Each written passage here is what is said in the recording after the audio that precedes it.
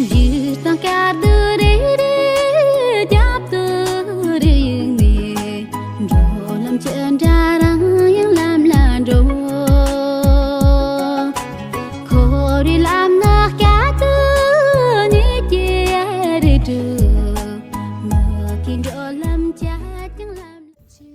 and welcome back. Today I want to read to you the next entry, which was written in Tenzin Hotel, Shigatse on 16 August 1997. You can see my cat behind. I think she also wants to listen to the story. So arrived in Darchen. Darchen is the town at the foot of Mount Kailash on the 11th, greeted by lots of rain and even hailstones. Our dorm was flooded with water and our backpacks, which were on the floor, got soaking wet.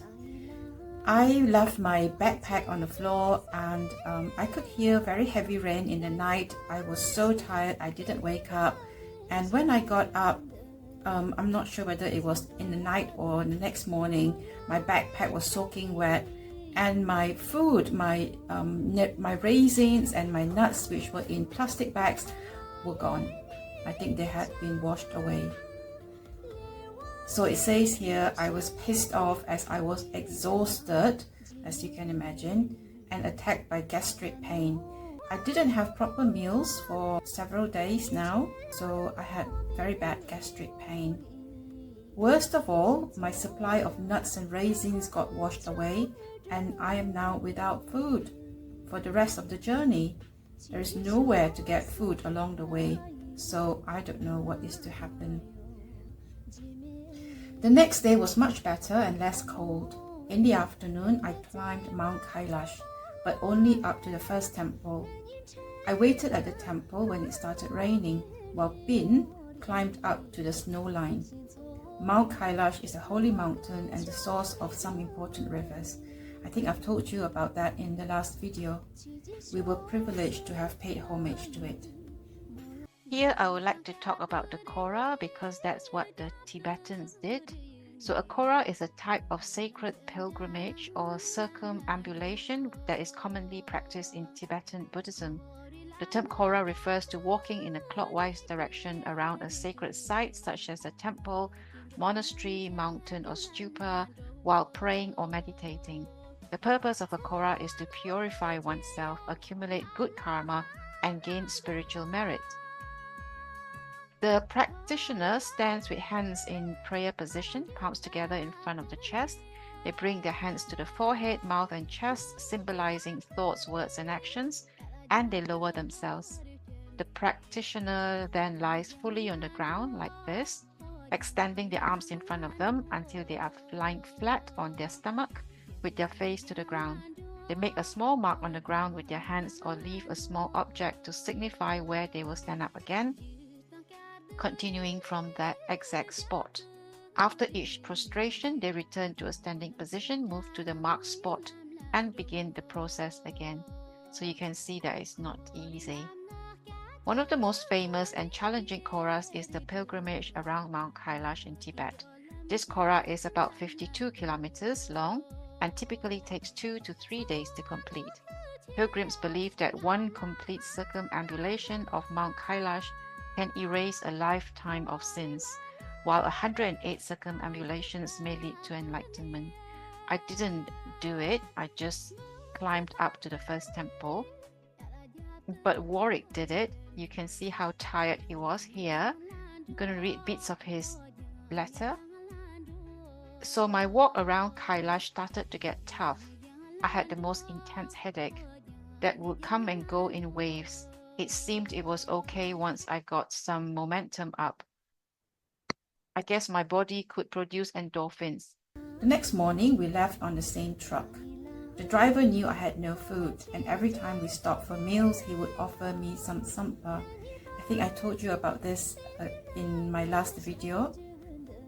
The problem with me is that I don't remember if things are in my diary or in my memory. Some things are in my memory but not in my diary, so I'm so eager to tell you about them before I forget. And as it seems, this is not just in my memory, it's actually in my diary itself.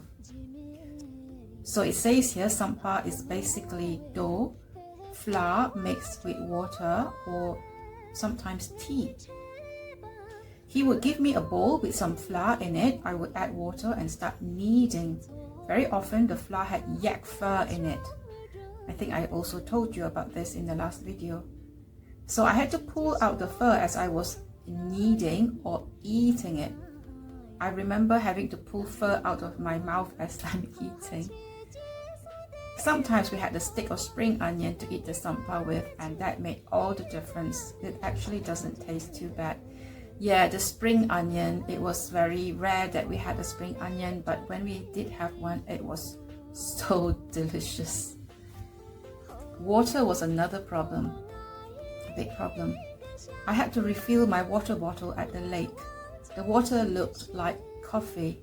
Literally, it was a brown/black. But there was no other source of water and I had no choice. And because of the altitude, we could not get it to boil at 100 degrees Celsius. But beggars can't be choosers. The drivers didn't seem perturbed, so I tried not to be either. I think they are used to that, but I got very sick later on. I think I got giardia. I will tell you more about that later. Then there is the issue of using the toilet. Of course, there are no toilets. The way to use the toilet is this. Walk away from the truck, everyone in a different direction. Not too far away so that the truck still provides some degree of coverage. Facing away from the truck, do whatever you need to do, wherever you need to do. Wait a few minutes for everyone to finish. Then make your way slowly back to the truck. If no one is screaming for extra time, usually it's me, all is clear. Because of the rains, the rivers were swollen. The driver was worried because we had to drive across a few of them, one or two big ones. I think I showed you the picture of one of them. The water can be very fast and it can be very dangerous. There was news of a truck which got washed away just a few days ago and no one on it survived. Luckily, the rivers were not as swollen as we had expected when we got to them. And the driver did a superb job maneuvering the truck over the rocks. It was clear he had done this many times before because he knew every rock in every river and exactly when to turn the steering wheel sharply to the right or left. We would hold our breath until we reached the other side of the river. It was suspenseful, to say the least. Time seemed to stand still when the water was gushing by, hitting against the truck. We never knew if the next gush would be the end of us all, but we made it. Somehow, out of nowhere, the driver found two Austrian passengers going to Lhasa. So we told him we would follow him up to Shigatse. We were supposed to get another truck, but he decided to take these two passengers to Lhasa. So we decided to follow him for part of the way because we weren't ready to go all the way to Lhasa yet. For the first 2 days, Bin and I sat at the front of the truck, which was very comfortable. It's not the same as the back. The second night we arrived at Saga, which was very pleasant. There were shops and restaurants. We hadn't seen shops or restaurants for days, and when I saw a shop, I went crazy. I was so excited to see cookies and candy in the shop. There weren't a lot of things to buy, but I bought as many things as I could because I was so excited. The third morning, we left at 5 a.m. and we had to sit at the back. Yeah, I was not happy about sitting at the back again, but we had to take turns, you see. The ride was terribly bumpy and uncomfortable, to say the least, but we made it to Shigatse at about 1 a.m. I was reading parts of Warwick's letter and it was so difficult to read because he had a really difficult time, and mainly because he didn't speak the language.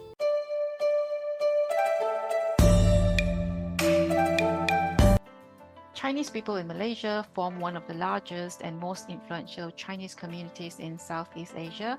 They have a long history in the country, making up about 22% of Malaysia's population. Chinese migration to Malaysia began as early as the 15th century, with traders and settlers arriving in the port city of Malacca. However, a more significant wave came in the 19th century, when British colonial rulers encouraged Chinese laborers to work in tin mines, rubber plantations, and trade sectors. Malaysian Chinese have maintained a robust system of Chinese language education. There are primary and secondary schools, Chinese schools, and independent Chinese high schools that teach in Mandarin and follow a curriculum focused on Chinese culture and language. In Malaysia, the term banana is sometimes humorously or self-deprecatingly used to describe Malaysian Chinese individuals who may look ethnically Chinese but primarily think, speak, or act in ways that align more with Western, usually English-speaking culture than traditional Chinese culture. The term banana signifies being yellow on the outside and white on the inside. And while it can be playful, it sometimes hints at the complexities of cultural identity. So I am one of these bananas, and even though I could speak Mandarin, I could speak Cantonese too, I could not read a lot of the words, but I did have a much easier time than Warwick because I at least look Chinese. Okay, now let's go back to the story. Everything was closed by the time we arrived. Knocked on the door of Tenzin Hotel, but there was no reply. The only hotel that was still open was full, so we were given floor space and some water to wash. So I think we were given a thin mattress or something like that and a blanket, and some water in a thermos again, and a basin. This morning we came to Tenzin Hotel. It's really nice here. There are many travelers to get information from, wash myself and my clothes. So there were toilets and showers here. Ate and slept lots. Yeah, I had to recover. I was very thin. I think I had lost a lot of weight and I was so tired. Tomorrow we will explore the town of Shigatse. Shigatse is beautiful. Again, I don't have many pictures of Shigatse. York has some really nice ones, so I will show you his. So tomorrow we will explore the town, and the day after we will leave for Saga, after we have gotten some information on how and how much. The Lonely Planet didn't provide us with much information. We often had to get information from travelers coming from the other direction. After that, we will go to Gyantse and then Lhasa. For now, I'm completely exhausted and I'm going to bed. Good night. And I wrote here 11:30 p.m. I think I will stop here and I will continue next week. Do join me again next week. If you have been to these places recently, if you have done this route, whether it was in the past or now, do drop a comment below. I would like to know about your trip. I will see you next week. Remember to like, share and subscribe.